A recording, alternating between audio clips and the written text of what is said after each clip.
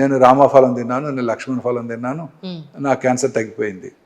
అది మిస్పర్సెప్షన్ కాదండి. మిస్కన్సెప్షన్. కొంతమంది ఇప్పుడు అడుగుతుంటారు, నేను షుగర్ తినొచ్చా, షుగర్ తింటే క్యాన్సర్ పెరుగుద్ది అంట కదా, క్యాన్సర్ కణాలు షుగర్ని ఎక్కువ తీసుకొని ఎక్కువ పెరిగిపోతాయి అంట కదా. This a misconception. మనకి మితాహారం అన్ని మోడరేషన్లో కావాలి. కార్బోహైడ్రేట్స్ కావాలి, ప్రోటీన్ కావాలి, ఫ్యాట్ కావాలి.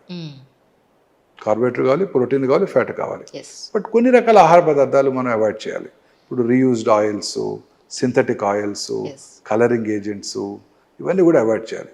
I strongly believe few white things, 5 white things we must avoid in our life. First is white rice. పూర్వకాలంలో ఇవి ఉండేవి కావు. దంపుడు బియ్యము, మనకి పార్బాయిల్డ్ రైస్ దొరుకుతుంది తెలంగాణలో, plenty of parboiled rice. They are the best. White rice కాకుండా హ్యాండ్ పౌండ్ రైస్ కానీ పార్బాయిల్డ్ రైస్ కానీ. White sugar, sugar is dangerous. Same time fruit sugar is not dangerous. ఫ్రూట్స్లో వచ్చే షుగర్ ఈజ్ నాట్ డేంజరస్. అలాగే raw sugar, natural sugar, brown sugar అవి తీసుకోవచ్చు. అవి కూడా moderation. Carbohydrates constitute 50% of our energy requirement. White sugar, white salt, ఊబకాయానికి, హైపర్ టెన్షన్కి, అన్నిటికీ వైట్ సాల్ట్ కారణం అవుతుంది. తర్వాత వైట్ మైదా. ఈ ప్రాసెస్ మైదా ఎలా ప్రాసెస్ చేస్తారో తెలుసా మీకు? ఈ వీట్ పౌడర్ నుంచి లాట్ ఆఫ్ కెమికల్స్ వాడి, పొటాషియం బ్రోమైడ్, కొన్ని రకాల గ్యాసెస్ వాడి దాన్ని వైట్ కలర్లో తీసుకొస్తారు. చిలకడ దుంపలతో చేసిన పౌడర్ అంటారు కాదా? అయితే కాదండి, ఇది వీట్ నుంచి ప్రాసెస్ చేస్తారు. ఈ white maida is very dangerous అండి. అన్ని రకాల ఫుడ్ ఐటమ్స్ మీరు తినే గులాబ్ జామును, క్యాండీస్, మన హోటల్స్లో చేసే నాన్స్, రుమాలి రోటీస్, చోలే భటూరాలో భటూరా, అన్నీ కూడా మైదాతోనే. Cakes, pastries, patisserie, you name everything maida. Maida is cheaper and tasty. Maida naans, rotis, అలాగే మైదాతో వచ్చేసే రుమాలి రోటీస్, బటూరాలు, ఇవన్నీ డేంజరస్ అండి. ఇది మైదా హ్యాస్ టు బి బ్యాన్డ్. అందులో వాడే కెమికల్స్ అన్నీ కూడా క్యాన్సర్ని కలిగిస్తాయి, అనేక రకాలైన హార్ట్ డిసీజెస్, షుగర్ కూడా కలిగిస్తాయి మైదా. తర్వాత చెప్పాను లాస్ట్, వైట్ లైట్. అవును, నాకు అది భయం వేస్తుంది మీరు చెప్పినప్పటి నుంచి. So 5 white things madam avoid చేయాలి. White rice, white sugar, white salt, white salt బదులు ఇప్పుడు కొత్తగా రాక్ సాల్ట్ వస్తున్నాయి కదా, పింక్ సాల్ట్ కూడా వస్తుంది. ఆ తర్వాత white maida, white light. My God, especially night time white light avoid చేయాలి. ఓకే. మీరు ప్రపంచం అంతా చూడండి, మీరు దేశంలో ఏ 5 స్టార్ హోటల్లో ఉన్న ట్యూబ్ లైట్ చూసారా? లేదు. చిన్న ఎల్లో లైట్ ఉంటుంది. కూర్చొని చదువుకొచ్చేట ఒక లైట్ ఉంటుంది, బెడ్ మీద పడుకునే చోట చిన్న లైట్ ఉంటుంది, వాష్రూమ్ లో ఒక వైట్ లైట్ ఒక లైట్ ఉంటుంది, అంతే. సో ఈ white light is also dangerous, especially night time మనం ఎక్స్పోజ్ అవ్వకూడదు. సో ఈ 5 వైట్స్ అవాయిడ్ చేస్తే మనం హెల్తీగా ఉంటాం. సార్, తర్వాత ఒక వీడియోలో మీరు చెప్పారు ఎలాంటి తలనొప్పులని మనం సీరియస్ గా తీసుకోవాలి cancer point. Early morning headache. అవునా? నిద్రతో లేవడంతోనే తలనొప్పి, లేకపోతే తలనొప్పితో నిద్ర లేస్తున్నాము. Early morning headache is dangerous. Worsening headache అంటే 4 రోజుల క్రితం కొంచెం తక్కువగా ఉండింది, ఇప్పుడు ఎక్కువ అయిపోతుంది. మార్నింగ్ లేవడంతోనే తలనొప్పి, లేకపోతే ఈ తలనొప్పితో లెగుస్తున్నాము. This a very important warning signal of brain cancer అండి. సో దాంతోపాటు వామిటింగ్ కనుక ఉన్నట్టయితే, దాంతోపాటు కళ్ళు తిరగటం కూడా ఉన్నట్టయితే, దాంతోపాటు ఏమైనా ఫిట్స్ వచ్చినట్టయితే, ఇవన్నీ కూడా ఇంపార్టెంట్ వార్నింగ్ సిగ్నల్స్. సో ఇది ఎప్పుడు కూడా మనం అశ్రద్ధ చేయకూడదు.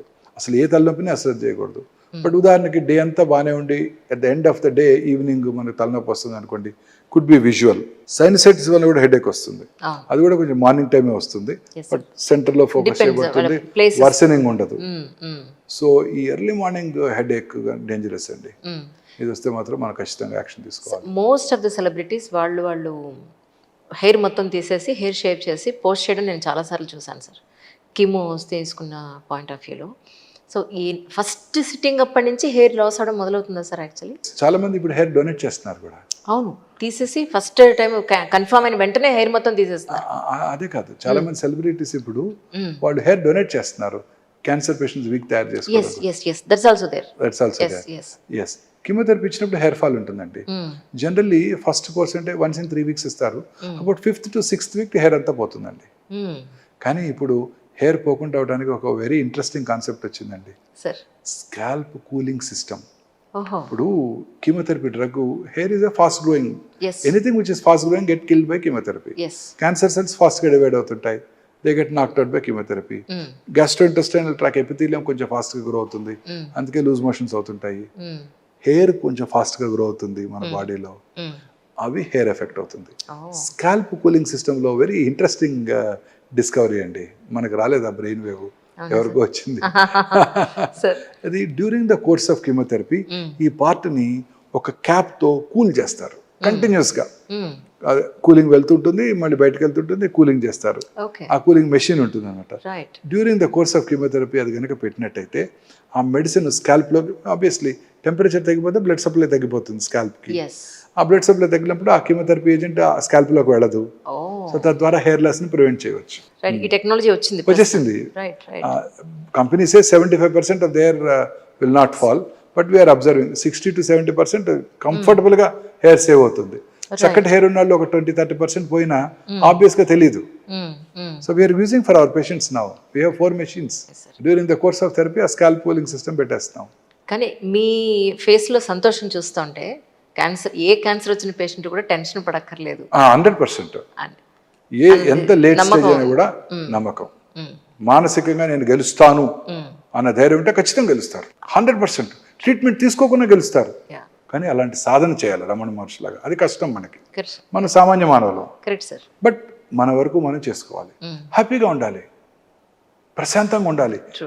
తెలుగులో సామెత ఉంది, మిన్ను విరిగి మీద పడినా మనం చెల్లించకూడదు. కరెక్ట్ వాళ్ళకి ఏ జబ్బులు రావు.